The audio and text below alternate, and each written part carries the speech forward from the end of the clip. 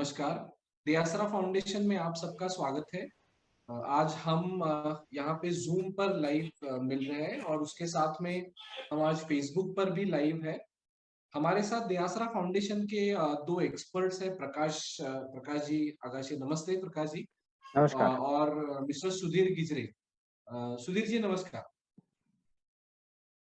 तो आज हम बिजनेस प्लानिंग प्रोग्राम के लिए हम मिल रहे हैं और बिजनेस प्लानिंग उसके साथ में लोन रेडीनेस, ऐसे अलग अलग तरीके के प्रोग्राम्स दियासरा फाउंडेशन करते रहता है। तो दियासरा फाउंडेशन के एंटरप्रेन्योर्स के प्रोग्राम के लिए है और बिजनेस प्लानिंग जैसी आइडियाज शेयर करते हैं, उसके डिटेल्स जो है वो उनको सपोर्ट करते हैं एंटरप्रेन्योर्स को। दियासरा की जो वेबसाइट या पोर्टल है, उस पोर्टल पर भी बहुत सारे तरीके के रिसोर्सेस हमने रखे हैं। वो एंटरप्रेन्योर्स के अलग-अलग स्टेजेस में उन रिसोर्सेस का उनको मदद होती है। और बिजनेस प्लानिंग प्रोग्राम में आज प्रकाश और सुधीर जी हमें गाइड करेंगे। उसके लिए मैं अभी प्रकाश जी को हैंड ओवर करता हूँ।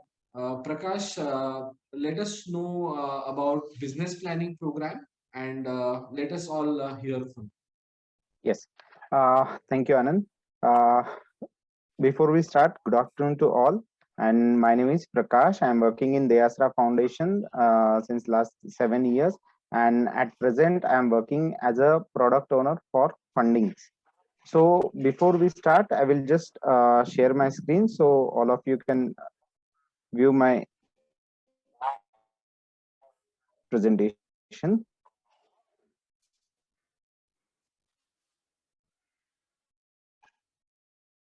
Okay, so this session will be in both languages. We will keep mix like Hindi and English because we have seen the registrations and the people are from different parts of the country, so that हम इसे थोड़ा सा mix रखेंगे ताकि सब इसे understand कर सके. So let's start. What is business planning program? आज ये program हम यहाँ पर ले रहे हैं. तो आपको पता होगा कि बिजनेस प्लानिंग मीन्स आप अगर बिजनेस स्टार्ट करना चाहते हो या आपने ऑलरेडी बिजनेस स्टार्ट किया हुआ है, तो for that reason you need to have business planning. तो ये बिजनेस प्लानिंग होता क्या है, कैसे किया जाता है, तो इसके बारे में आज हम जानकारी देखेंगे. सो ये जो प्रोग्राम है इसका एजेंडा क्या है? The first is what is business plan. Second, how to plan a business, tools and templates for planning a business, basic compliances, sources of fund. ये पूरा सेशन जो है वो पूरा होने के बाद हमारे जो एक्सपर्ट है मिस्टर सुधीर गिजरे सर, वो आपके क्वेश्चन और आंसर जो है उसे आंसर्स करेंगे. सो हम पहले पूरा सेशन लेंगे, उसके बाद हम क्वेश्चन आंसर का भी पूरा एक सेशन रखेंगे जिसमें आप आपके क्वेश्चंस हमें भेज सकते हो. अगर आपको सेशन के दौरान भी कोई क्वेश्चंस आते हैं तो आप उसे चैट विंडो में वहां पर चैट विंडो में मैसेज के जरिए भेज सकते हो ताकि हम उससे at the end of the session हम उसे आगे आंसर करने की कोशिश पूरी करेंगे. So let's begin. सो यहाँ पर आप जानते होंगे कि आपने बिजनेस स्टार्ट किया होगा तो आपको एक्सपांड करना है, या आप सोच रहे हो कि आपको बिजनेस स्टार्ट करना है.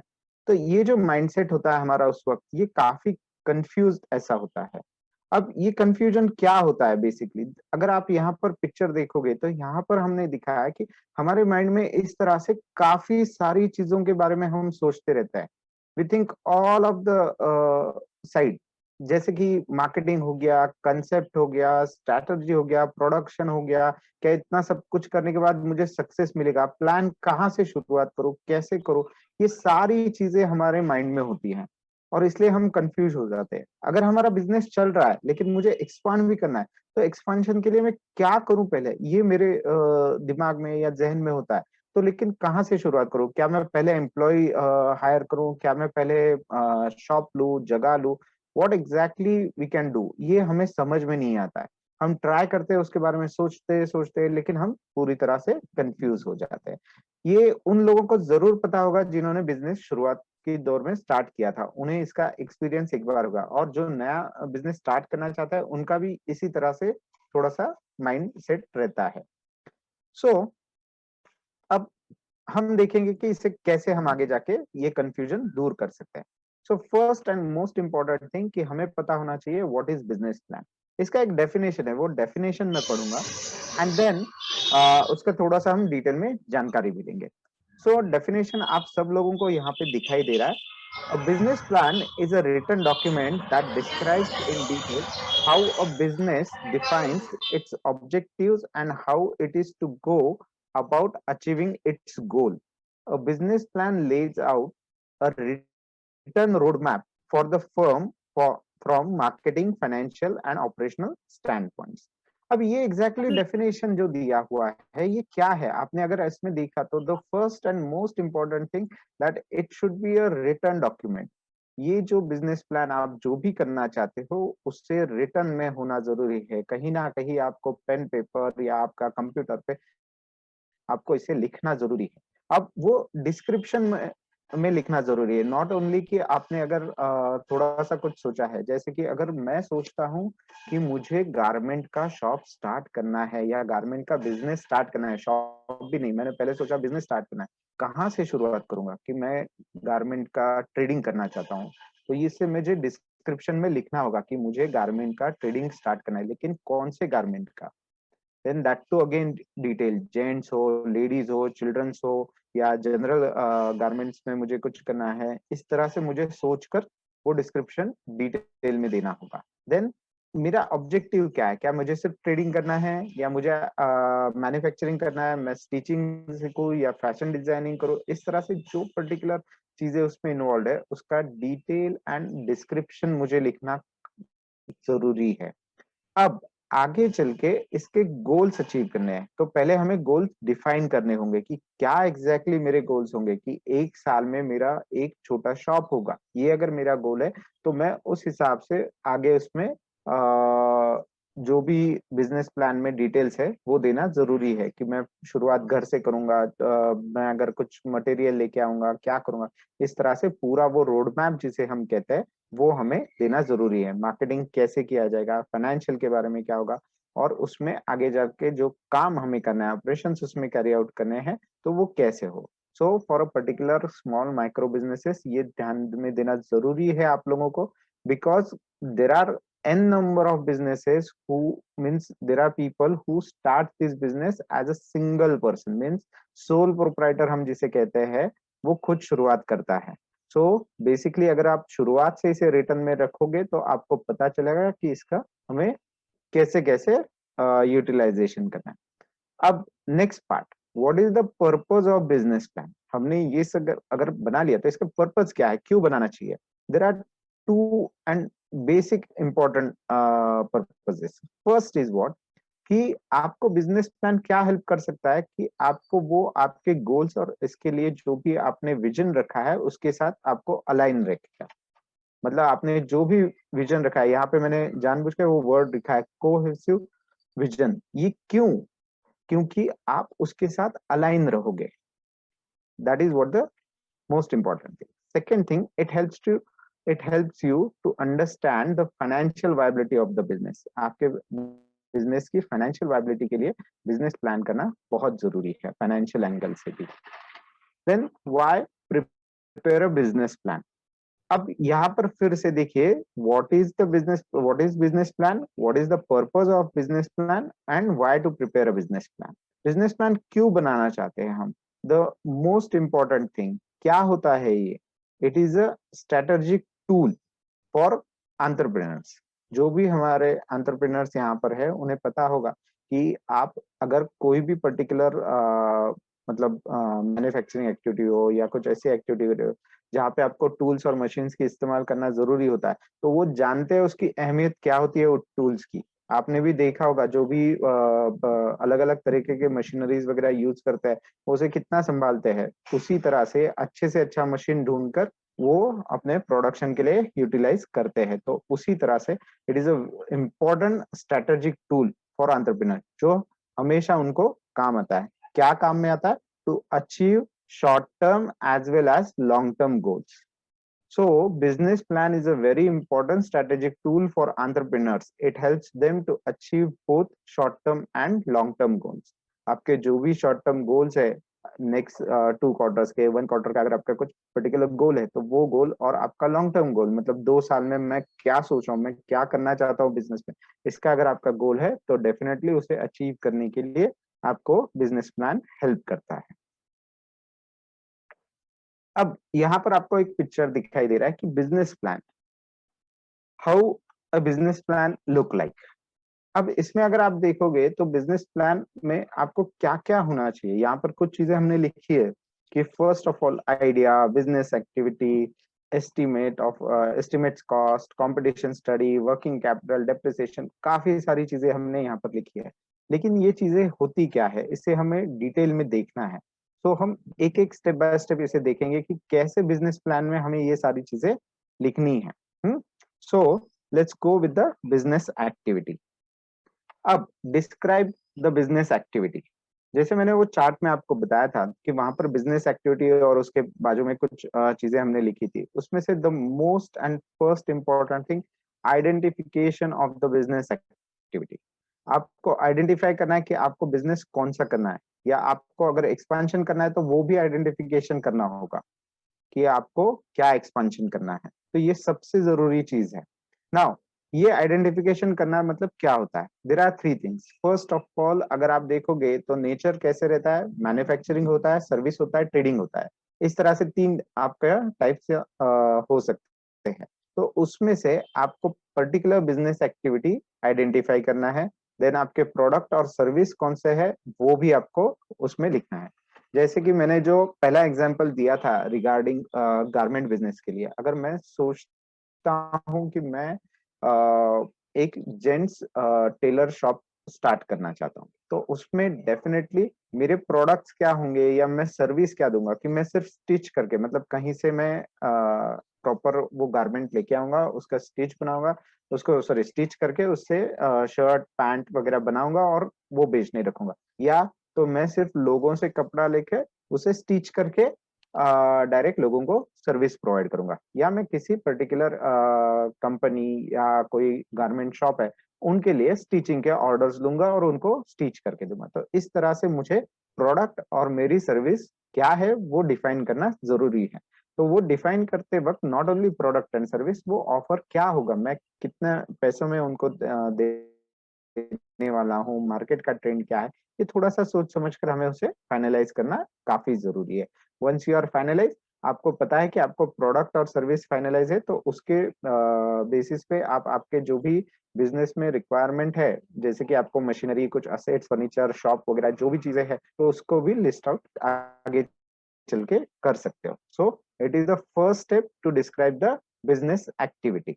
Second, suitable name for your business. ये काफी जरूरी है। अगर आप इसे मतलब कोई भी बिजनेस जैसे कि फूड का हो या जो मैंने कहा गारमेंट का हो, तो इसके लिए आपको एक अच्छा सा नाम देना जरूरी है। अगर आपके पास वो पर्टिकुलर नेम फूड के लिए या इसके लिए नहीं होगा, तो आपको थोड़ा सा सर्च करना पड़ेगा कि कैसे हो सकता है, मैं क्या कर सकता हूँ।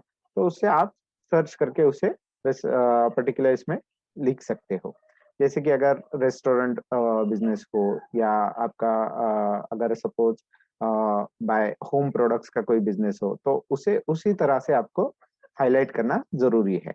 चाहे तो फिर आपके नेम में आना चाहिए, या जो हम उसके साथ जो टैगलाइन वगैरह लिखते हैं तो उसमें आना चाहिए। तो ये थोड़ा सा हमें देखना होगा। ठीक है। Second thing, listing down the names and details of key team members. यहाँ पर काफी वर्ड मैंने यूज किया हुआ है, names and details of key team members. So names definitely हमारे पर्टिकुलर बिजनेस में कौन जो पर्टिकुलर पार्टनर्स होंगे या हमारे एम्प्लॉयज होंगे या हमारे साथ जो भी टीम मेंबर्स है, तो उनका वहां पर नाम लिखना जरूरी है। साथ साथ में उनका एजुकेशन क्या है, उनका एक्सपीरियंस क्या है, या हमारी जो बिजनेस एक्टिविटी है उसमें उनका एक्सपीरियंस क्या है, ये भी हमें उसमें लिखना काफी जरूरी है। अब कई बार ऐसे भी हो सकता है कि कोई इसमें ऐसे मैं एक एग्जांपल के तौर बताता हूँ आपको। इसमें अगर कोई लेडी है जो घर से टिफिन या घर से कुकिंग का बिजनेस स्टार्ट करना चाहते हैं, और कुछ प्रोडक्ट्स वगैरह जो है वो कुक करके उन्हें आगे बिजनेस करना चाहिए, तो ऐसा अगर उनके पास अगर वो सोचते हैं, तो उस सिलसिले में वो लेडी अपने बारे में, मतलब वो क्या कुकिंग कर सकते हैं, कब से वो कुकिंग कर रहे हैं और कैसे लोग उन्हें अप्रिशिएट करते हैं उनके कुकिंग के लिए, कौन से प्रोडक्ट उनके अच्छे बनते हैं, इस तरह से वो थोड़ा सा डिटेल उसमें लिख सकते हैं।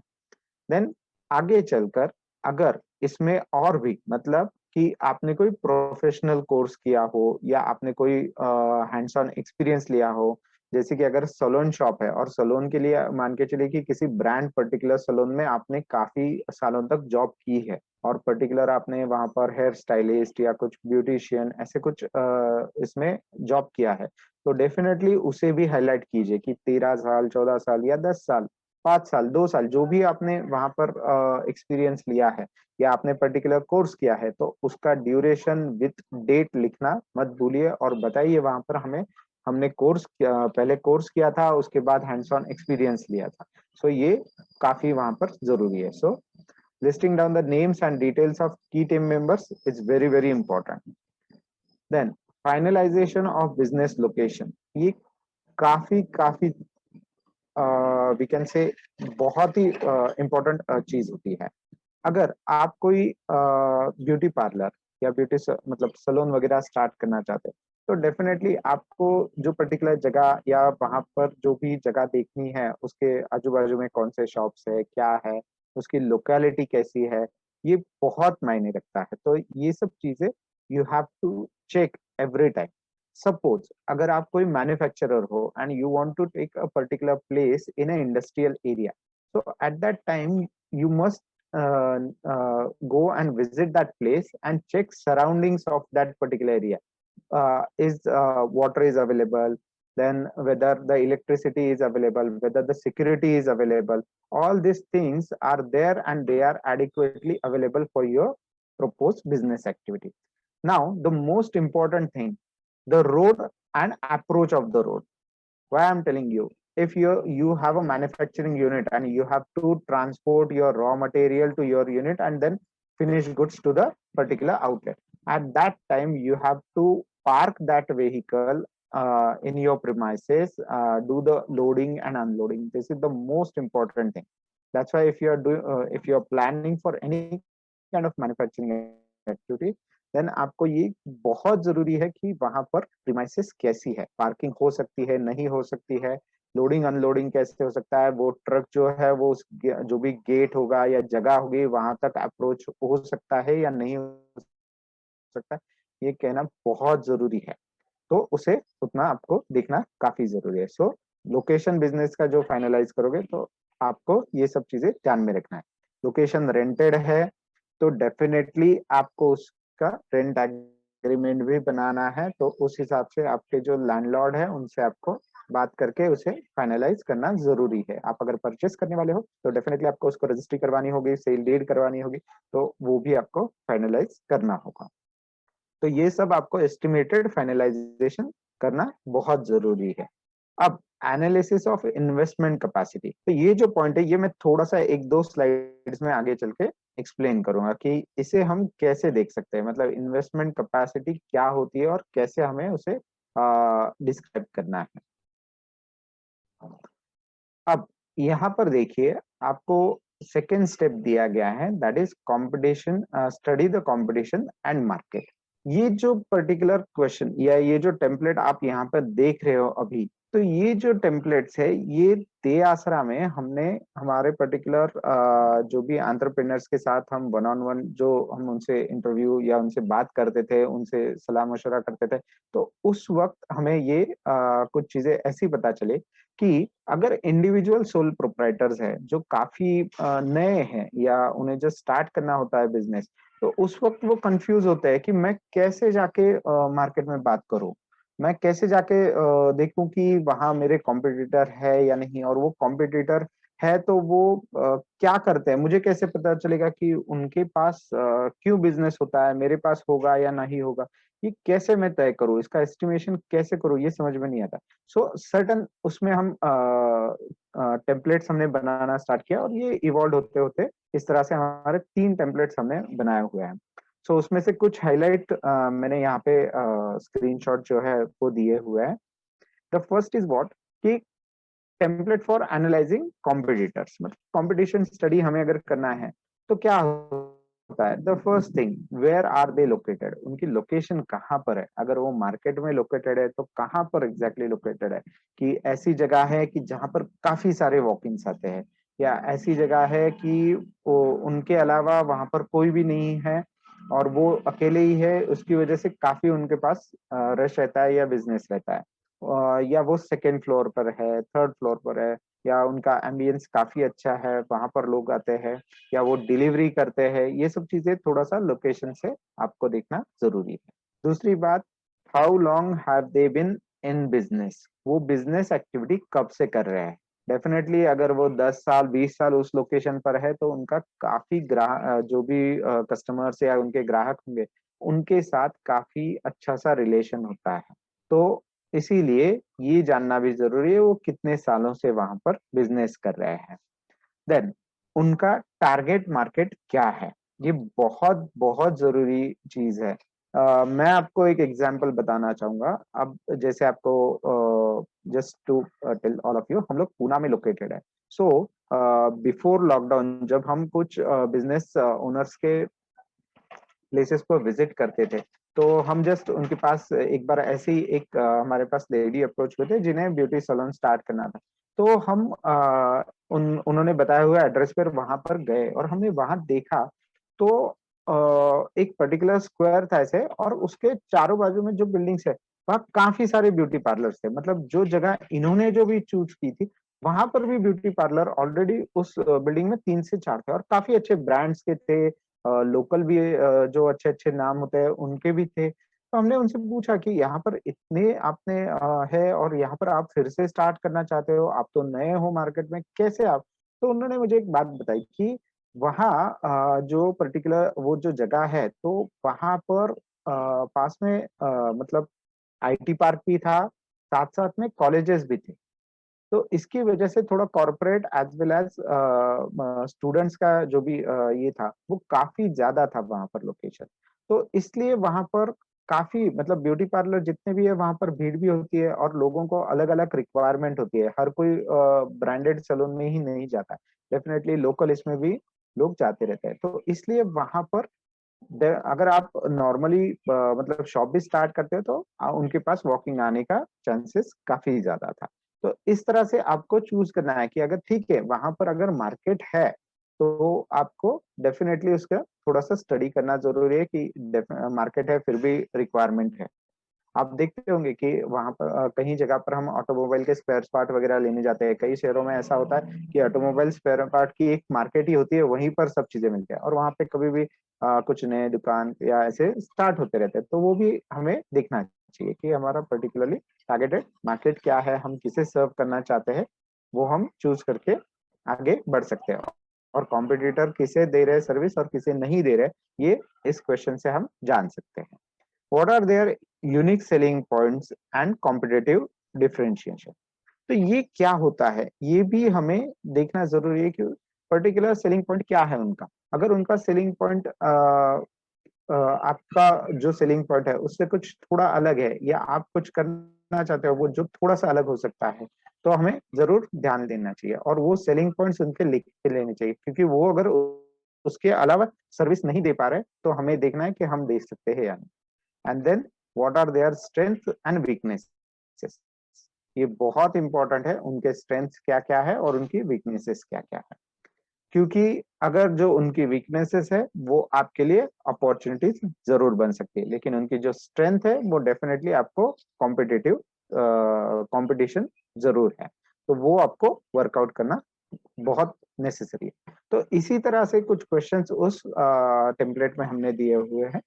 देन मार्केटिंग स्ट्रेटेजी, इसमें भी अगर आप देखोगे कि सर्विस स्ट्रेटेजी के बारे में मैंने यहाँ पे छोटा सा एक स्क्रीनशॉट दिया था। व्हाट एडिशनल सर्विसेज जो हमारे पास होती है वो अगर हम देते हैं with some value addition to it तो वो हो सकती है क्या, अगर हमारे पास कुछ अगर हम कुछ बेचना चाहते हैं तो उसमें हम क्या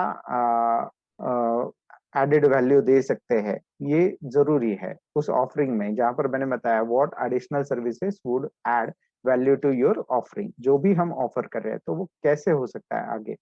देन प्रॉफिटेबिलिटी जो भी हमारी पर्टिकुलर है वो हर एक सर्विस के साथ और उसको हम डिलीवर करने के लिए जो भी पर्टिकुलर आवर्स हम उसमें इन्वेस्ट कर रहे हैं तो उसके साथ कंपैरिजन है या नहीं वो देखना काफी जरूरी है। और इसमें ये भी लिखा है should you drop some services, मगर मतलब हमने कुछ सर्विसेज सोची है तो वो सारी सर्विसेज अगर वहां पर एप्लीकेबल नहीं हो पा रही है तो उसमें से कुछ हम ड्रॉप कर सकते हैं या नहीं कर सकते हैं, ये भी हम देख सकते हैं। तो इस तरह से टेम्पलेट्स है जो हम आपके साथ शेयर करते हैं। ये बिजनेस प्लानिंग की जब हम सर्विस आपको देते हैं उस पर ये शेयर की जाती है। Then define products and services. अब इसका भी हमने एक टेम्पलेट किया हुआ है। तो ये टेम्पलेट क्या कहता है, तो ये टेम्पलेट कहता है कि आपके सारे प्रोडक्ट्स, आपकी सारी सर्विसेज विथ प्राइसिंग आप लिखिए, एक पेज पेन पेपर लेकर और पर्टिकुलर कंप्यूटर में आप लिख के रखिए, ताकि आपको कौन सी सर्विस प्रायोरिटी से देनी है, कौन सा प्रोडक्ट प्रायोरिटी पे रखना है, ये आप जान पाओगे। और कौन सी सर्विसेज आपके पास चल रही मतलब कस्टमर ले रहा है या कुछ सर्विसेज नहीं ले रहा है, तो इसका भी आप एनालिसिस कर सकते हो। तो ये भी लिस्ट डाउन रखना बहुत जरूरी है। Now estimate sales. अब ये वर्ड जरूर याद रखिए, एस्टिमेट। आपको अब बिजनेस अगर स्टार्ट करना है या आप एक्सपांड करना चाहते हो तो इसमें कोई भी चीज ऐसी नहीं है कि आप उसे मतलब प्रोजेक्ट नहीं कर पाओगे।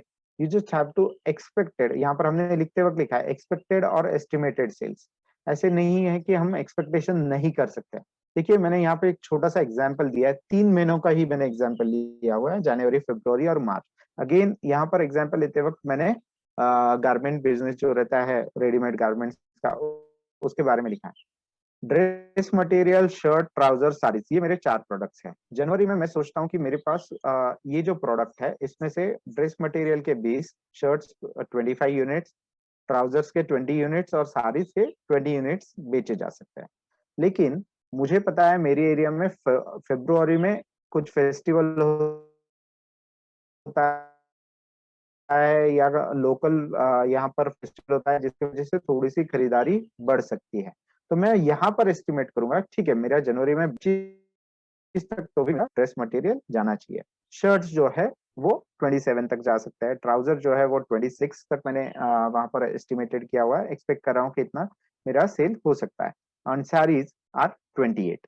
सो इस तरह से मुझे एस्टिमेशन करना है। Again in the month of March अगर कुछ बढ़ने वाला है या कुछ कम होने वाला है तो वो भी हमें थोड़ा सा वहां पर ध्यान देकर लिखना होगा कि शायद से फेस्टिव सीजन कम हो गया है या उसमें कुछ एक ही फेस्टिवल है जो पर्टिकुलर मतलब लेडीज जो होते हैं उनके लिए ज्यादा इंपॉर्टेंट होता है। तो उस तरह से हमें प्रोडक्ट्स रखना जरूरी है। सो इस तरह से हम सेल्स को भी एस्टिमेट कर सकते हैं। अब ये सब के साथ एस्टिमेट कॉस्ट, मतलब ये जो भी सेल हमें करना है तो उसके लिए हमें डेफिनेटली कुछ एक्टिविटीज करनी होगी या कुछ ऐसी चीजें हमें खरीदनी होगी जो हमें ये सब फैसिलिटेट कर पाएगी। सो सबसे इम्पोर्टेंट चीज होती है आपके बिजनेस का लीगल रजिस्ट्रेशन। अब यहाँ पर मैं ज्यादा डीप में इसके बारे में बात नहीं करूंगा कि लीगल रजिस्ट्रेशन कौन सा है, कौन से बिजनेस के लिए क्या होता है। Let's start with the basics कि अगर आप देखते हो कि एक पहला कॉस्ट ऐसा होता है जिसे हम स्टार्टअप कॉस्ट कहते हैं, एंटिटी इनकॉर्पोरेशन एक्सपेंसेस। अब ये एंटिटी इनकॉर्पोरेशन एक्सपेंसेस कोई ज्यादा ऐसे ये नहीं है। ये क्या होता है कि अगर आप सोल प्रोप्राइटरी बिजनेस स्टार्ट करना चाहते हो, जिसे थोड़ा सा अगर आप नॉर्थ के स्टेट्स में वगैरह देखोगे तो उसे गुमास्ता भी कहा जाता है। तो ये जो रहता है, इससे अगर आपको गवर्नमेंट की तरफ से लेना है तो इसके कुछ रजिस्ट्रेशन चार्जेस वगैरह करने होते हैं। तो ये जो रजिस्ट्रेशन चार्जेस या आपको रजिस्ट्रेशन का पेमेंट वगैरह करना होता है, तो ये एक्सपेंसेस आपको देखने हैं।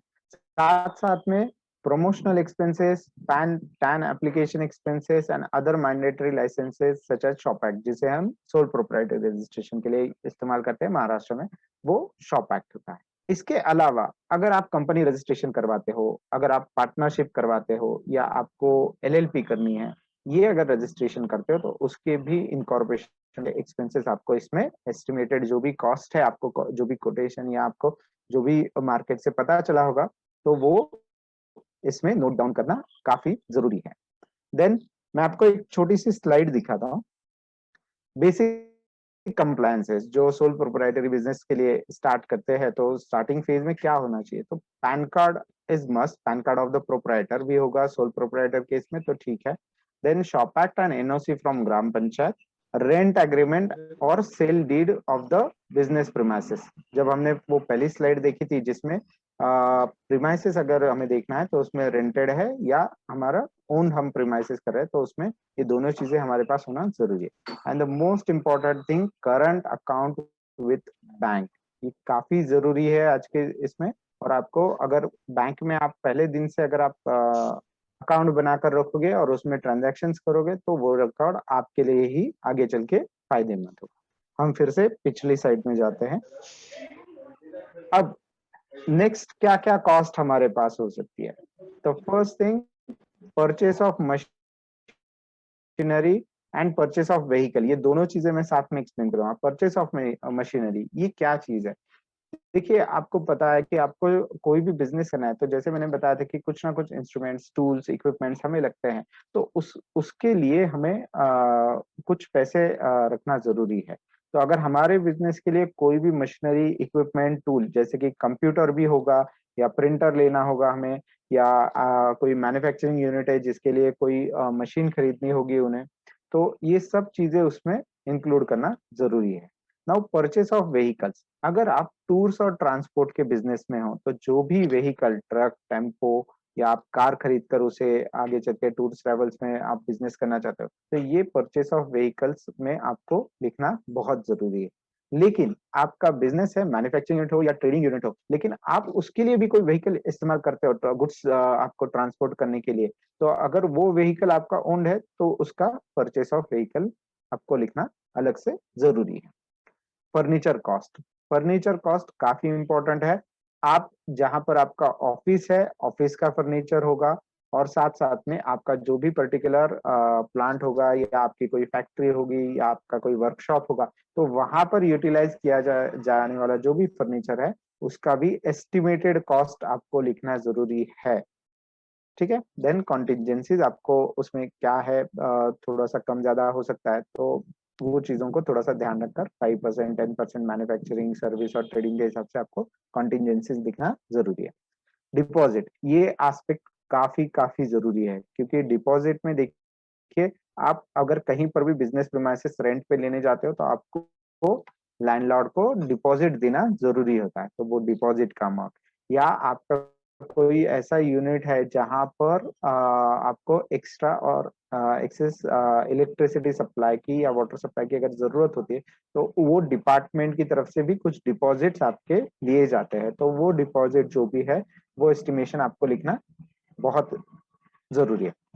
नाउ वर्किंग कैपिटल, अब ये जो वर्किंग कैपिटल होता है, तो इसके लिए हम थोड़ा सा नेक्स्ट स्लाइड में चलते हैं। ये स्लाइड हमने देखा था, next slide. This is estimate cash needs.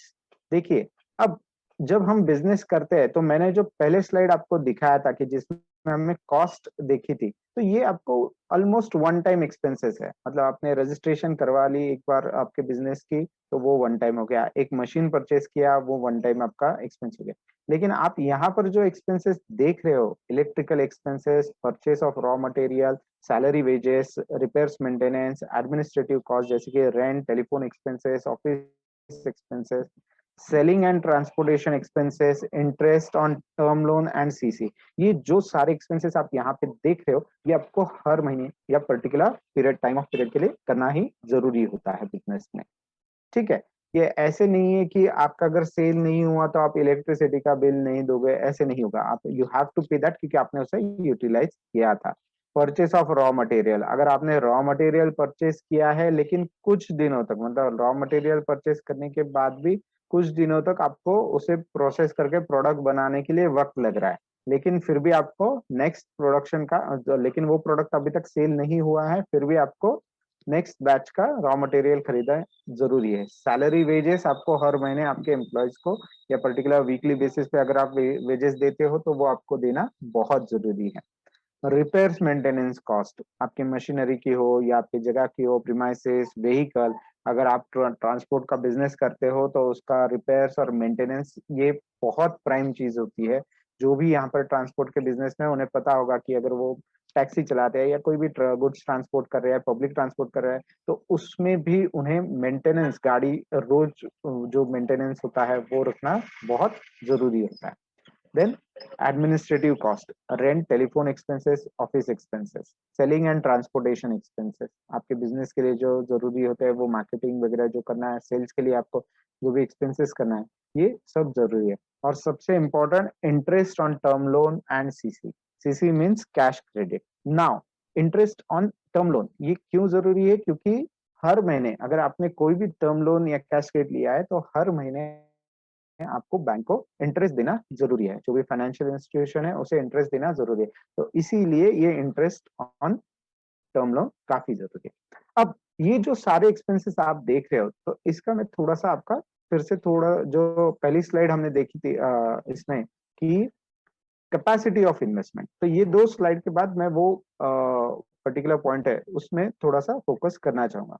अब ये कैपेसिटी ऑफ इन्वेस्टमेंट क्या होता है या इन्वेस्टमेंट कैपेसिटी क्या होता है? आपको बिजनेस के अंदर इन्वेस्ट करना है, तो इस तरह से अगर आपने एस्टिमेशन कर लिया है तो आपको पता चलेगा कि पहले 1-2 महीने के लिए मुझे ये जो कैश नीड्स है, तो इसके लिए थोड़ा सा पैसा चाहिए। साथ साथ में जो मेरे कॉस्ट है, मतलब मुझे मशीनरी लेना है, व्हीकल लेना है, फर्नीचर लेना है, या जगह रेंट पर लेनी है, डिपॉजिट देना है, इन सब चीजों के लिए मुझे कुछ ना कुछ फिक्स एक्सपेंस है और वो मुझे अमाउंट के हिसाब से पता चल जाता है। तो एक बार मैं अगर ये सारी चीजें लिख लेता हूँ तो मुझे पता चलता है कि मुझे at the end of the particular total कि मुझे 1 महीना 2 महीने के लिए इतना पैसा लगने वाला है, और साथ साथ में फिक्स कॉस्ट भी हमें वहां पर लगने वाले हैं। अब वो जो पर्टिकुलर फिक्स कॉस्ट है वो जो भी होगी, let's say for example 1 lakh rupees आपको टोटल जो भी है वो एक्सपेंसेस की नीड है।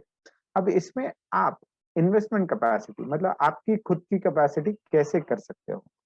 तो first and most important thing हम क्या करेंगे इसके लिए, द 1 लाख रुपए अगर मुझे चाहिए तो मैं देखूंगा कि मेरे पास सेविंग बैंक अकाउंट में कुछ पैसे है क्या। तो फर्स्ट इंपॉर्टेंट थिंग, कभी भी हमें पैसे की जरूरत पड़ती है हम हमारे जेब की तरफ ढूंढते हैं, तो मेरे पास जेब में कितना पैसा है, दैट मीन्स मेरे पास मेरे सेविंग अकाउंट में या मेरे पास कैश में कितना पैसा पड़ा है, तो वो इनफ है या नहीं है। अगर वो इनफ नहीं है तो हम फ्रेंड्स, फैमिली मेंबर्स इनके पास मांग सकते हैं ये पैसे। तो अब वो उनसे जब हम मांगेंगे तो definitely they will ask for the reason कि आपको क्यों चाहिए पैसा, क्या कर रहे होगे इस पैसे का, कैसे करना है। तो आपको अगेन उनको ये सब चीजें बतानी। Next is important thing, that is कि आप कहीं से फाइनेंशियल इंस्टीट्यूशन से लोन ले सकते हो। अब ये जो लोन लेना होता है तो इसके लिए अगेन बैंक के पास जाते हो तो बैंक को भी आपको सारी चीजें बतानी होगी। लेकिन आप बताओगे कैसे? ऐसे नहीं है कि हम जब ओरली अगर किसी को बैंकर को बता देंगे हमें 1 लाख रुपए चाहिए दीजिए, वैसे नहीं होता है। वो कहेंगे आपको कि आप आपके बिजनेस के बारे में बताइए, आपका बिजनेस प्लान दिखाइए, हमें सारी चीजें बताइए, कौन सा मशीन लेना है, क्या लेना है, ये सब चीजें वो आपसे पूछेंगे। तो इसी तरह से हमें, अगर आप पहले से ही अगर ये एस्टिमेटेड सारी चीजें रेडी रखोगे तो आपको पता चलेगा कि आपको इन्वेस्टमेंट कैपेसिटी जो है वो कितनी इन्वेस्टमेंट की जरूरत है, साथ में आपकी कैपेबिलिटी कितनी है, कितना आप उसमें कंट्रीब्यूट कर सकते हो, और कितना आप आगे लोन के लिए जा सकते हो, प्रोसेस करवा सकते हो। सो उसे हम कहते हैं सोर्सेस ऑफ फंड्स। जैसे हमने देखा कि हमारे बिजनेस के लिए 1 लाख रुपए की जरूरत है, तो उसके लिए हमें सोर्स ढूंढना जरूरी है कि हम पैसे कहाँ से ला सकते हैं। मैंने पहले बताया था आपको, आप सेविंग या असिस्टेंस फ्रॉम फैमिली मेंबर्स से ले सकते हो। तो ये क्या होता है? तो ये होता है ओन कैपिटल। इसे क्या कहते हैं? ओन कैपिटल या own contribution, promoters own contribution. ये वर्ड आपने कहीं ना कहीं पढ़ा होगा कि आपका बिजनेस में कितना कॉन्ट्रीब्यूशन। तो वो एक पॉइंट हो गया। Second, loan deposit from relative and friends. ये भी काफी जरूरी है। अगर आप लोन लेते हो या किसी से पैसे उधार लेते हो और कहते हो कि मैं आपको 1 साल में दूंगा, 2 साल में दूंगा, तो उस तरह से आपको लोन और डिपॉजिट जो भी है तो वो कितना है वो भी हमें लिखना जरूरी है। और इन दोनों के अलावा भी हमें और पैसों की जरूरत पड़ती है, तो ही हमें फाइनेंशियल इंस्टीट्यूशंस होते हैं जैसे बैंक, एनबीएफसी, उनके पास जाना होता है। तो वो हमें लोन ऑफर करते हैं, टर्म लोन और वर्किंग कैपिटल। मैंने जानबूझ के यहाँ पे फिर से वर्किंग कैपिटल वर्ड लिखा है, वो इसलिए कि ये दोनों चीजें हमारे जो दो पहले स्लाइड्स थे इनके साथ रिलेट करते हैं। वो कैसे? द टर्म लोन क्या होता है कि कोई भी फिक्स असेट, जैसे कि मैंने आपको बताया मशीनरी, व्हीकल्स, फर्नीचर, ये अगर आपको परचेज करनी है, हाँ, आपके बिजनेस के लिए, तो डेफिनेटली आपको, या आपको मैन्युफैक्चरिंग यूनिट या कोई भी पर्टिकुलर कंस्ट्रक्शन भी आपको बिजनेस के लिए करना है, तो उसके लिए आपको टर्म लोन दी जाती है। अब ये टर्म लोन जब देते हैं तो it is fix for a particular term, 3 years, 5 years, 7 years, इस तरह से वो टर्म फिक्स होती है, और आपको by the way of EMI उसे रिटर्न करना होता है बैंकर को। हाँ, एक बार अगर आपको टर्म लोन दी गई तो डेफिनेटली आपको उसको ईएमआई के थ्रू उसे रिटर्न करना है। उसके जब वो आप पूरी तरह से रिटर्न कर दोगे तो वो पर्टिकुलर ट्रांजेक्शन जो है वो वहां पर, या वो कॉन्ट्रैक्ट वहां पर एंड हो जाएगा। लेकिन वर्किंग कैपिटल के बारे में ऐसा नहीं होता है। मैंने एक वर्ड इस्तेमाल किया था, interest on term loan as well as CC. So CC is cash credit. तो ये जो कैश क्रेडिट होता है ये वर्किंग कैपिटल के लिए आपको दिया जाता है। ये कैश क्रेडिट क्या होता है कि आप जब कोई भी पर्टिकुलर बिजनेस कर रहे हो तो उसमें आपके डेटर्स, मतलब आप किसी को मटेरियल बेचते हो, लेकिन वो आपको कहता है कि भैया मैं आपको पैसे जो है वो 15 दिन बाद दूंगा, 20 दिन बाद दूंगा, या 1 महीने बाद दूंगा। तो इस तरह से आपके डेटर्स क्रिएट हो जाते हैं। तो ये जो उनसे पैसा आना बाकी होता है, तो डेफिनेटली आपने मटेरियल तो दे दिया है उनको, तो वो डेटर्स आपको कैलकुलेट करना जरूरी है। मतलब आपने अगर 15,000 रुपए का क्रेडिट सेल कर दिया तो वो 15,000 रुपए आना बाकी है, वो आपके 15,000 रुपए डेटर्स में चले गए। इसके साथ साथ आपने जो मटेरियल लिया था तो उसके लिए आपने पैसे दिए हुए हैं, आपके पास स्टॉक है, फिनिश गुड्स का स्टॉक होता है, ये सब चीजों में आपका पैसा जो है वो इन्वेस्ट हो जाता है। अब ये जो इसमें अगर पैसा आपका इन्वेस्ट हो गया तो आप आपके बाकी के एक्सपेंसेस जो है वो करने के लिए आपको पैसे की जरूरत है।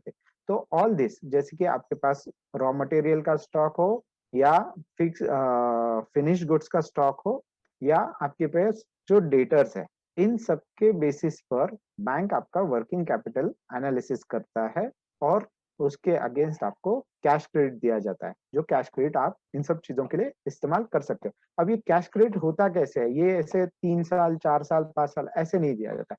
ये पर्टिकुलर पीरियड के लिए, 1 ईयर, या आपने जो भी पर्टिकुलर डिमांड किया होगा उसके लिए दिया जाता है। तो इसमें आपको क्या करना होता है कि आपको ऐसे है कि 50,000 रुपीज फॉर एग्जाम्पल आपको कैश क्रेडिट बैंक ने दिया है, तो आउट ऑफ 50,000 इस महीने में आपने 25,000 यूटिलाइज कर लिया है। ठीक है।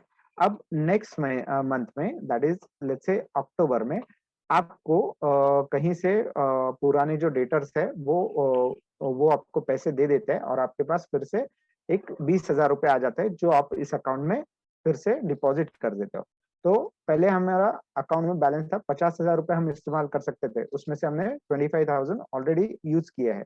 सो और हमें 20,000 मिल चुके हैं, तो टोटल वो 20,000 हमने डिपॉजिट करने के बाद 45,000 तक हमारा बैलेंस रेडी हो जाता है। तो हम नेक्स्ट मंथ अक्टूबर में जब वो 20,000 रुपीज डिपॉजिट कर देंगे तो हम 45,000 रुपीज तक इस्तेमाल कर सकते हैं। तो इस तरह से कैश क्रेडिट, ये एक वर्किंग कैपिटल जैसे साइकिल होता है, वैसे कैश क्रेडिट एक साइकिल के थ्रू हम इसे यूटिलाइज कर सकते हैं। आप उसमें से विड्रॉ कीजिए, फिर से डिपॉजिट कीजिए, विड्रॉ कीजिए, डिपॉजिट कीजिए, और फिर वो जो पर्टिकुलर साइकिल है उसके ऊपर बैंक अपना review at the end of the period वो देखेंगे, और अगर आपको उनको लगता है कि डेफिनेटली इस बिजनेस के लिए और भी ज्यादा कैश क्रेडिट की जरूरत है तो वो कैश क्रेडिट अलाउड करेंगे। अगर वो सोचते हैं कि नहीं, इनको कैश क्रेडिट की ज्यादा जरूरत नहीं, तो वो जो दिया हुआ लिमिट है वो भी आपका रिव्यू करके कम करेंगे। That depends. ठीक है। Loan under different government scheme, term loan हो या कैश क्रेडिट हो, आपको पता है कि काफी सारे गवर्नमेंट के स्कीम्स वगैरह आजकल मार्केट में है। तो आपको वो देखना है कि आप उसके लिए एलिजिबल हो या नहीं हो। अगर आप एलिजिबल हो तो उसे अप्लाई कर सकते हो, और आगे गवर्नमेंट स्कीम के अंदर भी आप इसका बेनिफिट ले सकते हो। अब ये जो पर्टिकुलर सर्विस है बिजनेस प्लानिंग की, तो ये सब एस्टिमेशन जो आपको करना है तो वो कैसे करना है, या आपने इंफॉर्मेशन इकट्ठा कर लिया लेकिन आपको कैसे करना है, तो ये सब चीजों के लिए मैंने यहाँ पर एक लिंक दिखाई दे रही है, www.deyasra.in/msme checklist। तो इस लिंक पर जाकर आप हमारी ये चेकलिस्ट डाउनलोड कीजिए और उसमें से आप इंफॉर्मेशन जो है वो हमारे साथ ये सर्विस को लेते वक्त आप हमें शेयर कर सकते हो। अब ये बिजनेस प्लानिंग की जो सर्विस है पर्टिकुलरली, ये लेने के लिए आपको एक एलिजिबिलिटी क्राइटेरिया है। तो ये एलिजिबिलिटी क्राइटेरिया क्या है? The first and most important thing, have you finalize your business idea.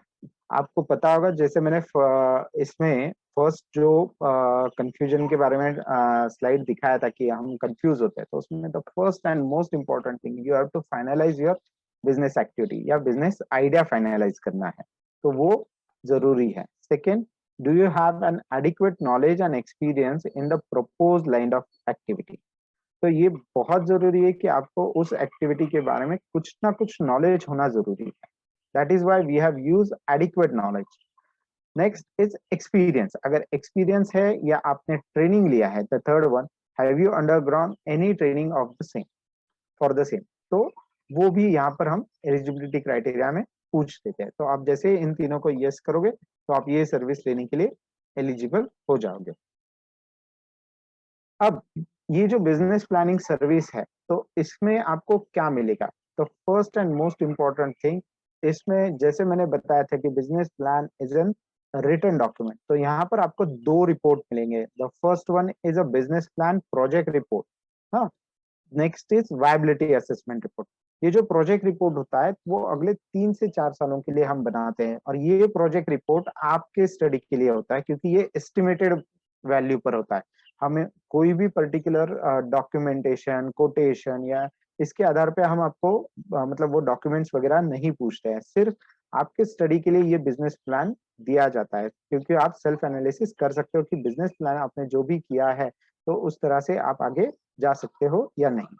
Then the viability assessment. आपने देखा होगा कि मैंने वाई टू क्रिएट और purpose of the business plan इसमें बताया था कि इसका वायबिलिटी होना जरूरी है, फाइनेंशियल वायबिलिटी होना जरूरी है। अब फाइनेंशियल वायबिलिटी कैसे असेस की जाती है कि अगर हम मान के चले कि कोई बिजनेस मैं अभी स्टार्ट करता हूँ, लेकिन अगले 2-3 महीनों में मुझे उतने कस्टमर्स नहीं आएंगे, शायद इसकी वजह से पूरे एक साल में मुझे उतना प्रॉफिट नहीं होगा जो मैं सोच रहा हूँ, या फर्स्ट ईयर मेरा कुछ वजह की वजह से, मतलब लोन या कुछ वजह की वजह से लॉस में भी हो सकता है। लेकिन अगला साल और उसके अगले साल और उसके अगले साल, ऐसे 2 से 3 सालों का अगर हम कंपैरिजन करेंगे, तो अगर कंटिन्यूअसली प्रॉफिट मिल रहा है और वो प्रॉफिट बढ़ रहा है, ऐसे अगर है, और वो जो पर्टिकुलर प्रॉफिट है, मतलब ऐसे नहीं कि मुझे बिजनेस कर रहा हूँ और मुझे सिर्फ at the end of the year बस 40-50 हज़ार रुपए मिल रहा है, तो वो पॉसिबल नहीं है आजकल की दुनिया में।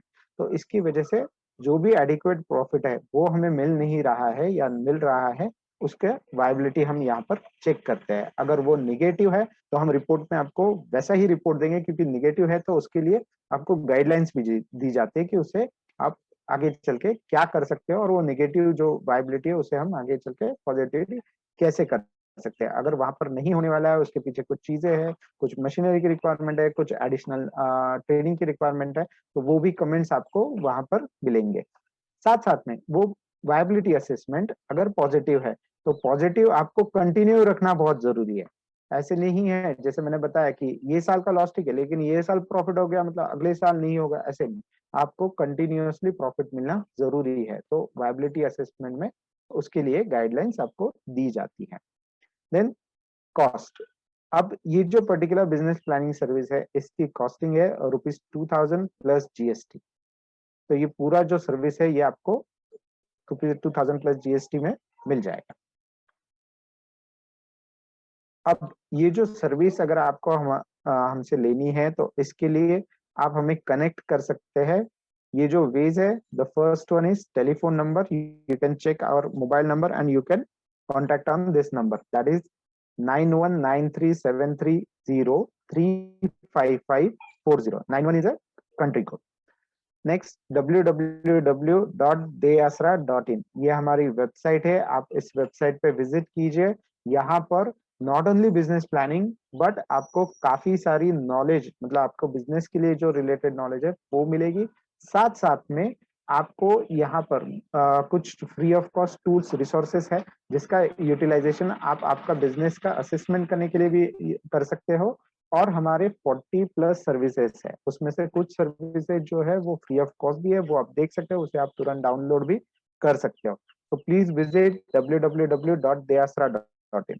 नेक्स्ट, अगर आपके कुछ क्वेश्चंस है या आपको कुछ कनेक्ट करना है, then you can write it on our email ID, that is team@deyasra.co.in। साथ साथ में हम ट्विटर पर है और फेसबुक पर भी है, तो आप इन दोनों सोशल साइट्स पर भी हमें कनेक्ट कर सकते हो। अब इसके बाद हम क्वेश्चन आंसर सेशन जो है वो स्टार्ट करेंगे।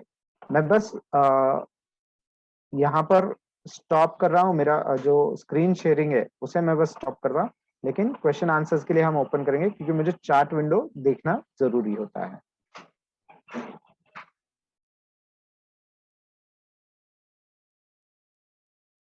अगर आपके कोई क्वेश्चन आप पूछिए। आज हमारे एक्सपर्ट भी यहाँ पर अवेलेबल है, mister Sudhir Gijre sir. Sir, जब तक क्वेश्चंस आते हैं आप आपको इंट्रोड्यूस करेंगे please. Sir, you are on mute. Oh, sorry. Thanks for a very good presentation. Myself, Sudhir Gijre. I am also associated with Deyasra Foundation for almost more than 6 years as such. Basically, I am a banker. I retired as a senior executive from State Bank of India after having more than 4 decades service. And out of that, around 30 years, I handle only SME related advances on a pan-India basis.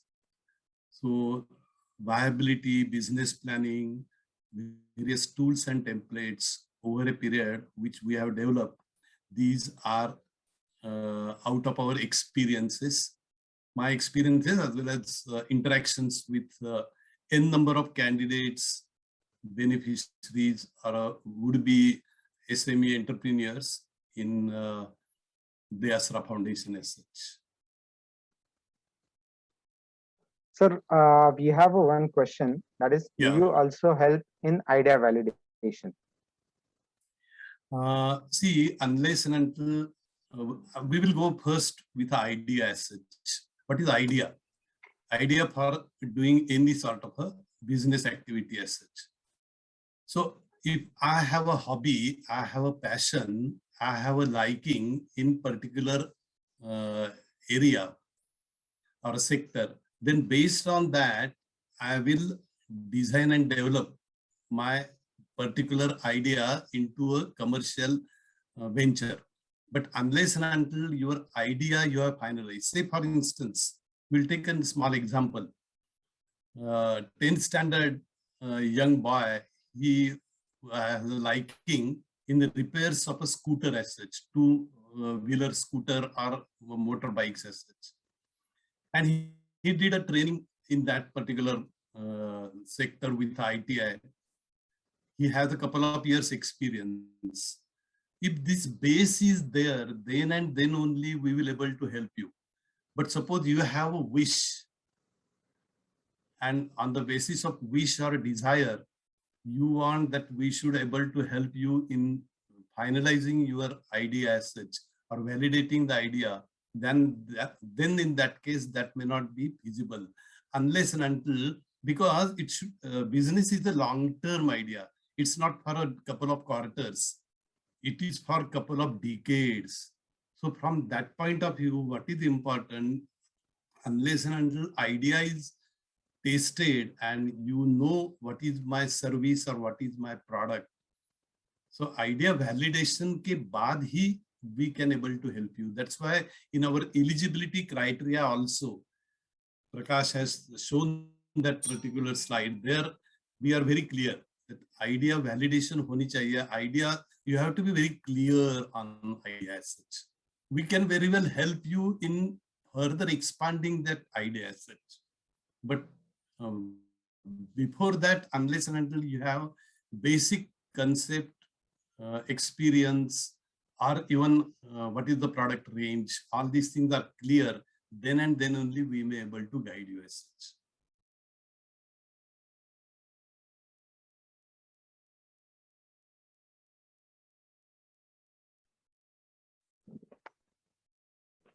Okay, या thank you ma'am.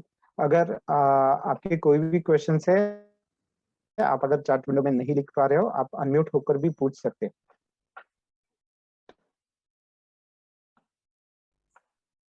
Sir there is one. Yeah. I read that. Okay. He or he wants to go for a import-export business as Yeah. such. Yeah, import-export business is also a very viable thing if you have some experience or you have worked in some, say, export house or a star house as such, and there you got that this particular items or agri-produce we can very well export, or we can do some sort of import-export business, then that is also very much feasible. We have a mentors even in that area. We have a good number of mentor panel, and through them also we can very well provide you guidance even in import-export. And import-export is very much feasible. If you have some knowledge and expertise, then you can very well venture, no issue. Sir ये idea validation consulting जो है, ये one on one meeting consulting में validate होगा कि कुछ technical procedure रहेगा? प्रकाश? Yes sir. Sir ये जो पर्टिकुलर सर्विस है, तो ये सर्विस हम ऑनलाइन प्रोवाइड करते हैं, जिसके अंदर आपको हमारी तरफ से, जैसे मैंने जो टेम्पलेट्स दिखाई थे, वो टेम्पलेट्स आपको भेजी और कुछ इन्फॉर्मेशन आपसे ली जाती है over the phone, over the मतलब गूगल मीट, इसके थ्रू हम आपसे लेते हैं और फिर हम वो पर्टिकुलर रिपोर्ट बनाते हैं। अब वो जो रिपोर्ट हम जब बनाते हैं, तो वो हम आपसे डिस्कस कर ही बनाते हैं, ठीक है। और वो डिस्कशन के बाद उस रिपोर्ट पूरा बनाकर हम आपको वो सेंड करते हैं, project report as well as that viability report.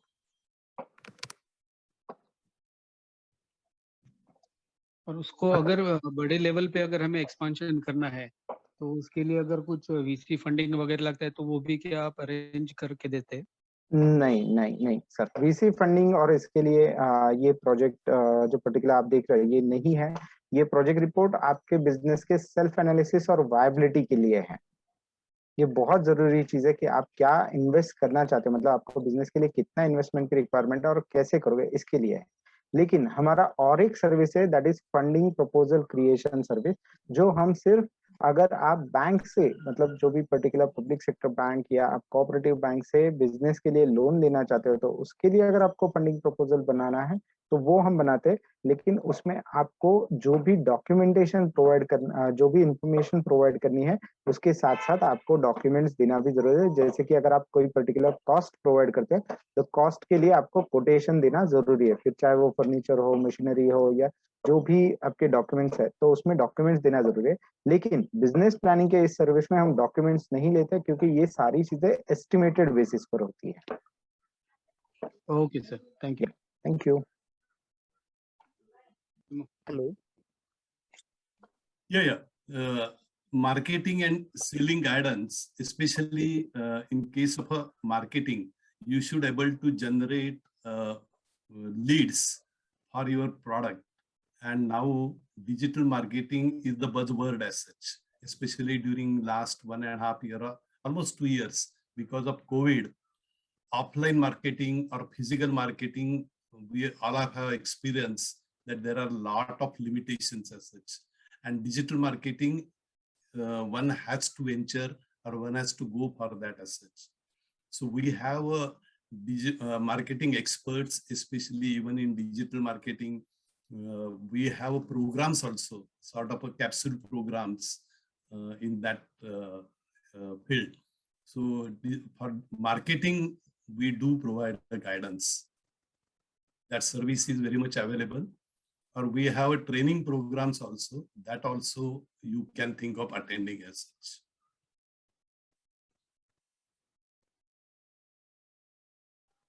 Hello. Yeah. Sir मैं प्रद्युम्न जोशी बोल रहा हूँ।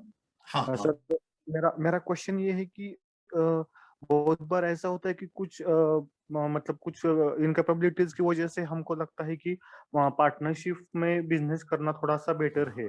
तो पर्टिकुलर ये पूछना था कि सर पार्टनरशिप में अगर बिजनेस करना हो तो उसके लिए मतलब एग्जैक्टली उसका उसके क्या प्रिकॉशंस लेने है। और दूसरी बात ये है कि दियासरा फाउंडेशन की तरफ से ऐसा कुछ सर्वे या फिर ऐसा कुछ हेल्प हो सकती है क्या कि पर्टिकुलर लाइक्स और डिसलाइक्स का एक सर्वे होने के बाद मुझे अगर जो भी बिजनेस करना है तो इसके लिए ये पार्टनर से बात करना उचित है। तो ये प्राइमरी लेवल का जो भी कुछ इंफॉर्मेशन मिलेगा या फिर कुछ ग्रुप वगैरह रहेंगे ऐसे, तो इसके लिए कुछ ऐसा टूल है क्या कुछ सर, ये पूछना No, था। Pradyumna, see, business is a commercial activity, and you want to do the business in a partnership so that both will able to enjoy the fruits as well as both will share the risk in a venture as such. So you have to find out of your own any partner, or if you are thinking that XYZ, my friend or my relation or my some well-wisher, he wants to remain in a business as a financial partner, manlo. So in such a cases, at the time of business planning, we will able to guide you which is the best or how to go about as such. But suppose we are not providing or suggesting any particular person as a partner in your business as such. We do come across so many such rather candidates, but we don't rather suggest anybody that you can start business with a ABC, and you can, because see, it is your own personal choice and personal liking and your own whatever is the mindset. Based on that, you may have to find out your partner, like-minded friend, like-minded relation, and whether that is acceptable. That sort of a consultation we can very well provide. We do provide a service how to independently prepare a partnership deed also. You do visit our website, see how to prepare a partnership deed, what are the ingredients required for that, what is the aspects required. All these, if you fill up, then draft partnership is also ready. Based on that, we can provide a service for a registration of partnership deed, because that is a must. Then only banker will rather consider your loan proposal as such. So from that point of view, we will help you, but we may not able to suggest you that this gentleman can be a partner in your business. That sort of guidance we may not able to provide, because n number of limitations are there from that point of view, but consultation is very much possible. Yes, there is one raised hand, but before that, I just want to answer one question which is in chat box. The question is, are all these programs listed on your website? In this case, I just want to tell you that if you are if you want to refer our old programs, like this business planning program is there. So if you want to refer some old programs, then definitely it will be available on social sites. I will just request Dr. Anand Godse to tell about that, whether it is a YouTube, Facebook, so that the people can watch those previous programs also. Absolutely. So Prakash, just to tell our audience that we have these programs on YouTube channel of the Asra Foundation, and YouTube channel has the older programs as well that we have conducted, and recordings you will find over there. Along with that, on the website, you will find the listing, meaning we have business planning, we have social champ, we have business loan readiness program. What are these programs? The contents of the program are there on the website. And every time we announce the program, the registration link comes onto the website, and the registration is the path to reach to these programs either on Zoom, but you will find some programs that are readily available as recordings from the earlier ones as well. I think I answered the. Yeah. Thank you, Anand. Okay. Yes. Yeah, there is a Prakash, one more question I just saw. Sir, just a minute. Before Please, yeah, that, please. one person named as a Ranju who has raised a hand and Okay. might be waiting. So, Please. yeah, please, Ranju, please go ahead and ask your question. Yeah. Can I speak? Yes, please, sir. This is Ravi here. The Ranju is my wife's name. It's okay. Yeah. First of all, thank you for the Asra Foundation and your panelists. We have existing garment store actually, and so we deal in traditional as well as Western garments, especially ladies, women wear. So I'm little interested in reaching out to the customers, basically advertising and reaching out to customers. Is there anything regarding that help from the Asra Foundation? Yeah, mentorship. Yeah, Ravi, both. Hello, am I audible? Yeah. Yeah, both things are possible as such. Means you can very well seek the guidance from a mentor, especially in garment also. That is one. And another one is digital marketing support. Nowadays, that is very much required. So from that point of view also, we will able to provide you a guidance in that area so that you can rather generate n number of leads, generating more and more leads, and out of that you will able to finalize few. That sort of a thing is happening in a day or in this era. So from that point of view, we will definitely help you as such. Yeah, thank you, sir. But I just Welcome. wanted to know how to reach to you. I mean, like regarding this. Yeah, Prakash has given you in the last slide even our mobile number, or you can write to us. Even if you give a missed call, then also we can able to reach you, Prakash. Is it not, Prakash? That's enough. That's wonderful. Thank you. Yes, sir. Welcome. There was one more query I just read some time before, that is about the restructuring of a existing loan.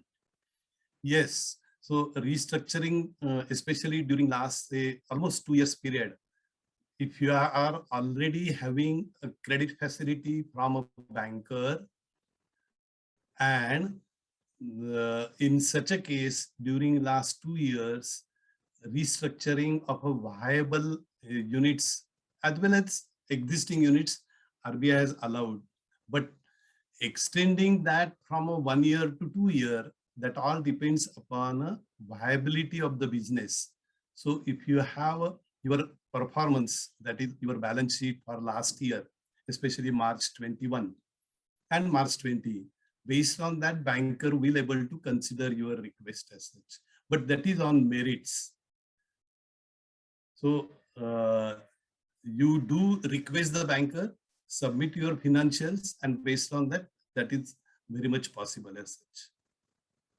Sir, one more query tha. Yeah. Yes, sir. Please. Go ahead. Hello. Yeah, please go ahead. हाँ sir. Sir ये idea validation इसमें अगर idea है तो उसको nurturing करके, मतलब उसको पूरा कंसल्टिंग करके एक बिजनेस प्रपोजल में फॉर्मेशन करने का पूरा ये टास्क रहेगा. Am I right? Yeah, but your idea, you are very clear, and that is the rather viable idea. If you have only desire or a wish or a dream,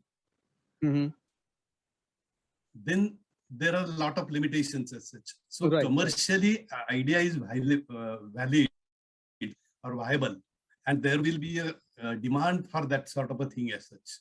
If I'm going to start a social venture altogether, and mine will be a not-for-profit organization, then that sort of idea has no commercial base as such. It's not a profit-making activity as such.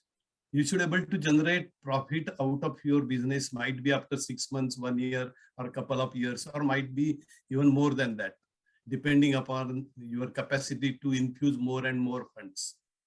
Like say Zomato. It's a very good example. So that sort of unless until you have an idea, then only it is feasible idea. You have done some homework, then we can very well help you. Okay, sir. Okay. Prakash, there is one more question. Can you help us in market survey, as in percentage wise? How many people from my target market group would be really interested in buying my product? So, is there a market for my product? Doing marketing? Yes, Anand. We do have such a type of mentor also on our panel, depending upon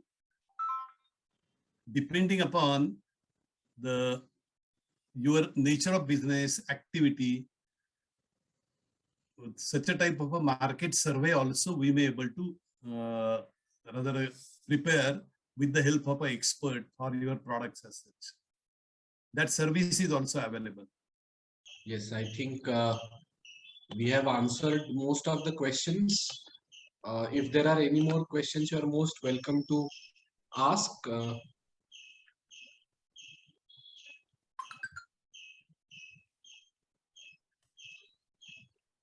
If not, then we will come towards the closure of the session. Prakash, is there anything else you would like to share? आपको और कुछ बताना है? No, that's fine. But just remind them that if they able to post the question, they can visit on our website, and there also they can ask a question on a particular service also. अगर किसी service के बारे में उनको question पूछना है, तो ask a question करके हमारे पास वहाँ पर टैब है, वो चेक करके उससे वहाँ पर उनका question with their contact details दे सकते हैं, ताकि हम उनके पास वापस रीच हो सकेंगे. बिल्कुल. Okay, so you can reach to us, like Prakash said, that you can ask a question and also reach out to us on the website. We have the portal number that you can reach out to us. So आप जैसे ही आपका question हमें बता देंगे या आपको क्या चाहिए ये फोन पर बता देंगे, तो हम आपके पास पहुंच जाएंगे. And we will be supporting you on all of the challenges that you are facing with the business. So thank you everyone for joining the session. Prakash और सुधीर जी, आपका धन्यवाद. आपने सब एंटरप्रेन्योर्स को गाइड किया. और अगले सेशंस है, उनके लिए भी आप वेबसाइट पर विजिट करते रहिए. फेसबुक पेज, इंस्टाग्राम, सब पर इंफॉर्मेशन आती रहती है. तो stay in touch and looking forward for more interaction. Thank you. Thank you. Thank you, Anand. All the best, everyone. Thank you, Anand.